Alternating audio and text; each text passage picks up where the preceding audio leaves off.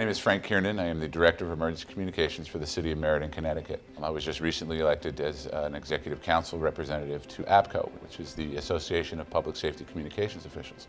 The City of Meriden is located in the center of Connecticut. We're just a little bit south from Hartford. We have two very high ridges, one on the east side of town and one on the west side of town, which creates a bowl effect, causing issues with radio coverage, especially the on-hip portable coverage.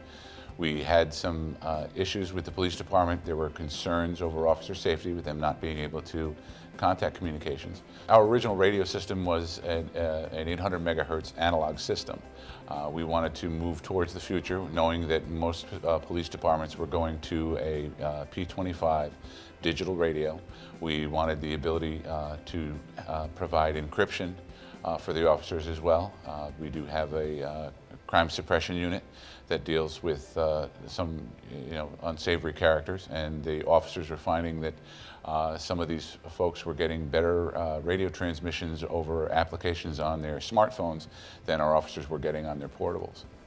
We put out an RFP, a request for proposals on replacing our radio system, and we also needed to have the current radio system that we were operating on continue to operate while that system was being put in place. We learned that it was a multi-vendor solution, that it wasn't just one particular piece of equipment coming in and handling everything from the mobile units to the consoles to the repeaters, all of those things. It was multi-vendor. We are currently operating both the P25 800 megahertz digital encrypted police radio system, which has the backbone of from Tate Radio. They have Tate repeaters and Tate mobiles and portables for the police department. Our fire department is operating off of a Motorola solution, and they are currently VHF and analog. We have both of these radio systems operating off of an Avtech console. We also do low-band paging for our volunteer fire department that's in the town, as well as our fire station alerting. And it's one console. We don't have multiple consoles for the dispatchers to do.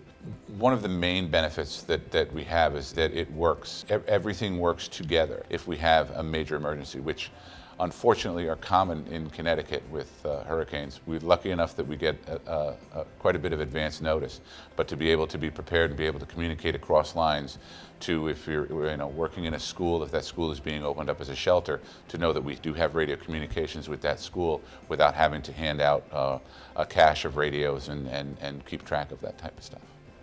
The economy of scale, the savings that we realized, is hoping to move us forward to where we can start to incorporate some of the other radio systems that we have within the city within our dispatch center, to bring in the public works, to bring in the Board of Education, the school buses, the senior buses. We already know that we can bring them into our system because our system is open and can take on these additional roles.